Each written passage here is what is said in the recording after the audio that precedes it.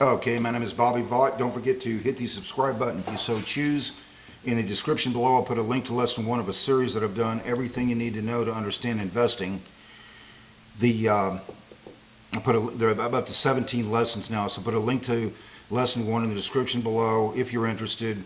And then each lesson has a link in the description to the next one. So lesson one has a link to lesson two in the description, which has a link to lesson three, and so on and so forth. Make them all real easy to find. You will understand investing better than 99% of the people out there.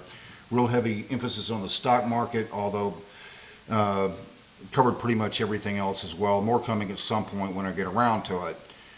Today's presentation, however, is not about that. There's two different parts of this channel. One part is the investing side, which I just mentioned, and then also do a lot of political, social, economics commentary, that kind of thing, which in fact is today. So this was a speech that was made by Secretary of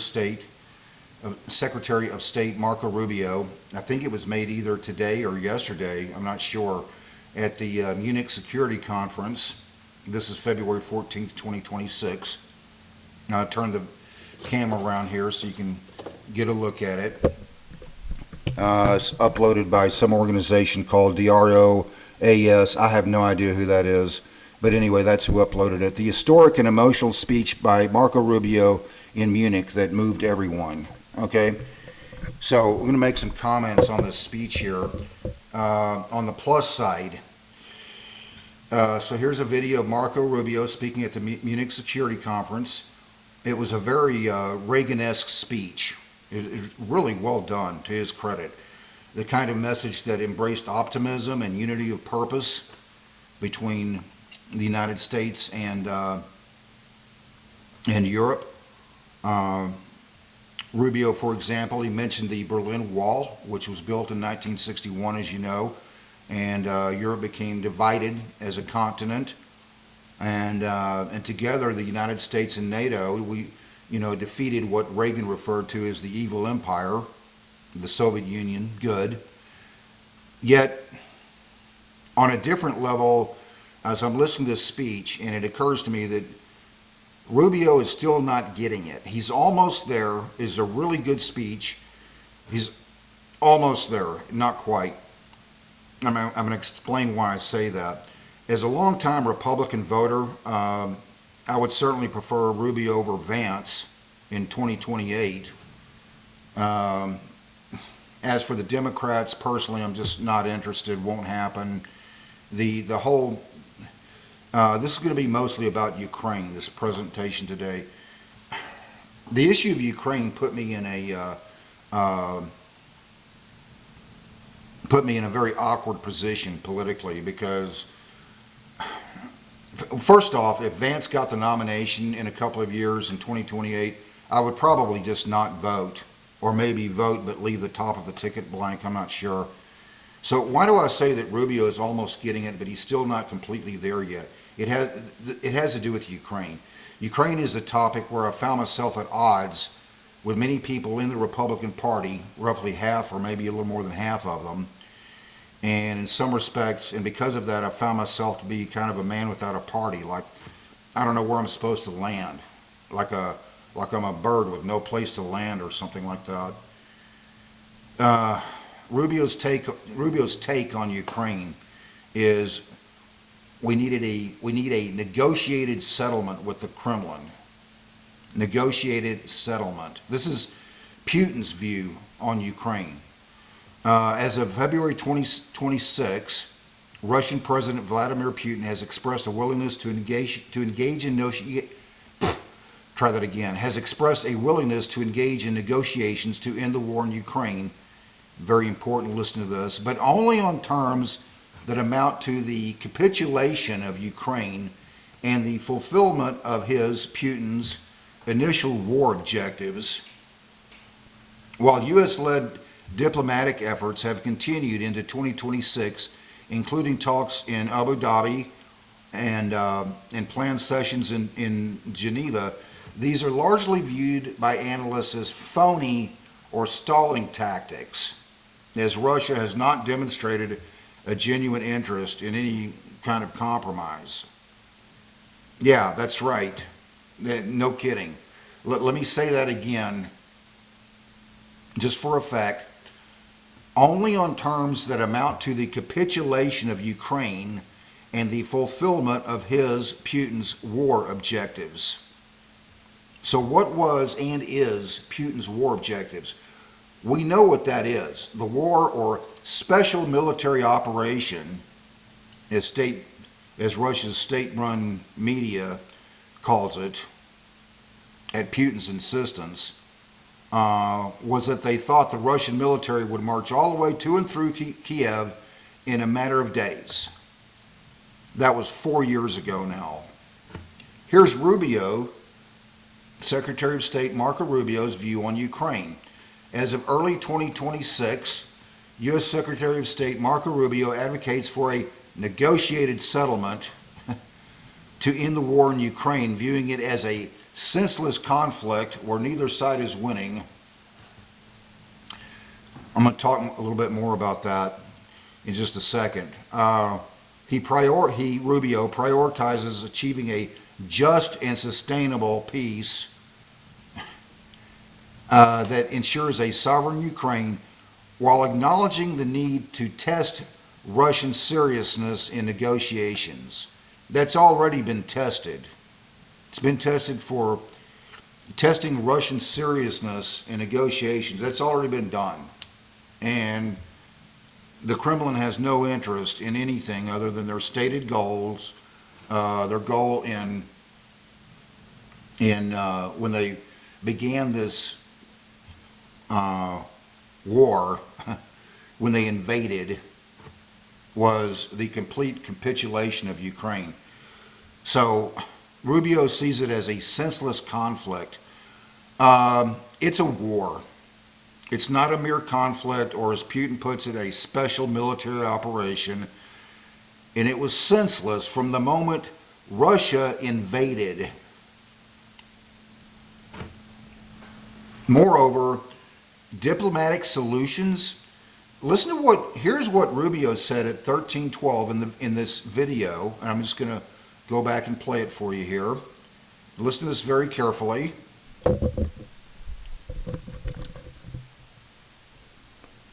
To justice. In a perfect world, all of these problems and more would be solved by diplomats.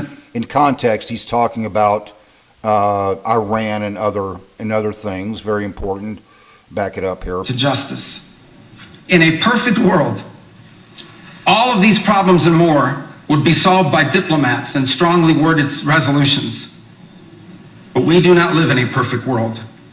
And we cannot continue to allow those who blatantly and openly threaten our citizens and endanger our global stability to shield themselves behind abstractions of international law which they themselves routinely violate.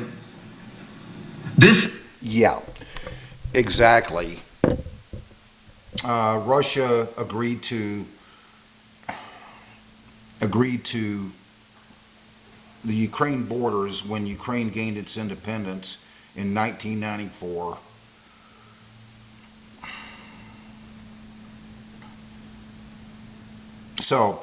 So Rubio's view on Ukraine, senseless conflict. It's a war. It's not a mere conflict, or as Putin puts it, a special military operation. Let me just read that again, because I wrote it down, what Rubio said here.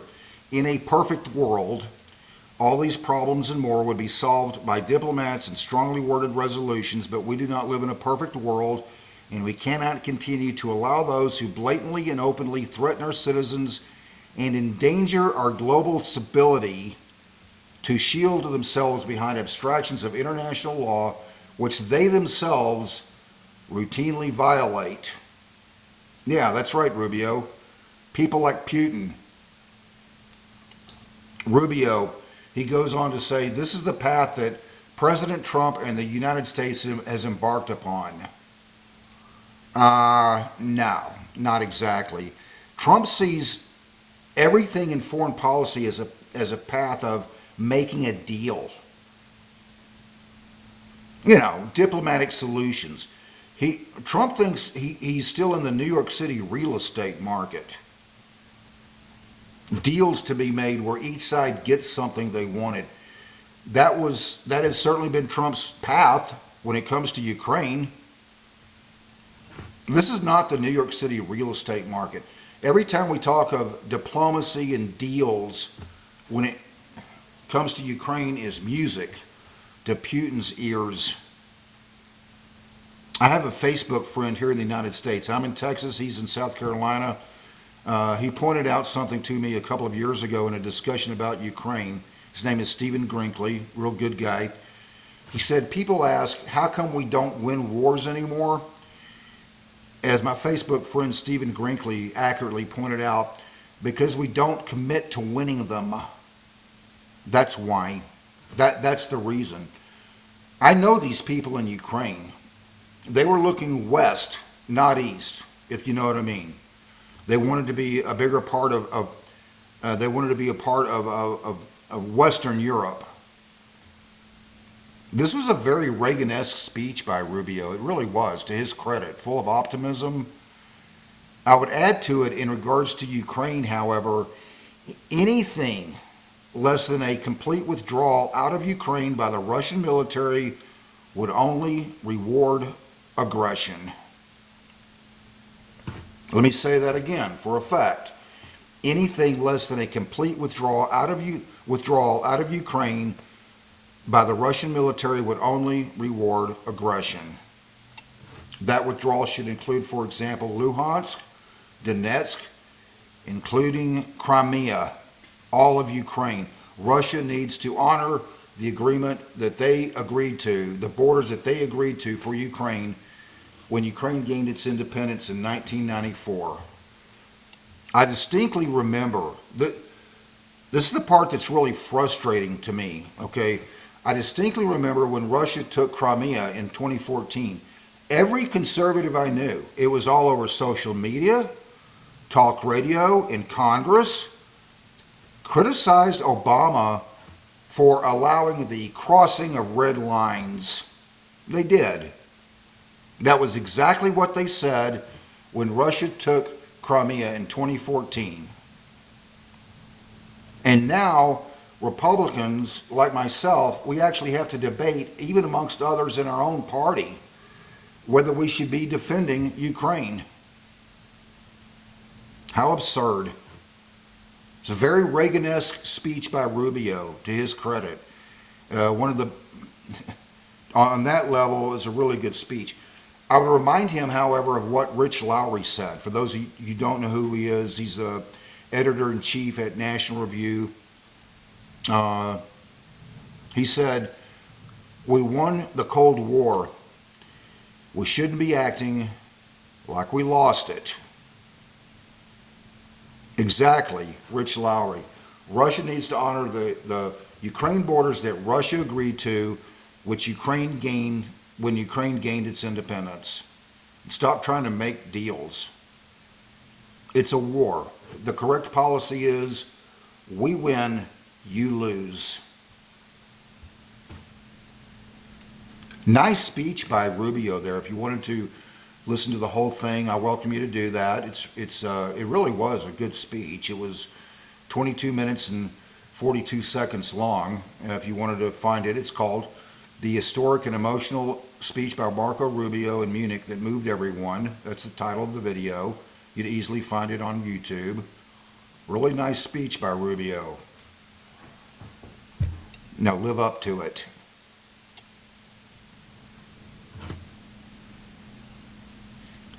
I'm going to leave it right there. Don't forget to hit the subscribe button if you so choose. There's also that 17 lesson series that I did, everything you need to know to understand investing. So I'm going to leave it right there. Until next time, hope life is treating you well. You have a great day.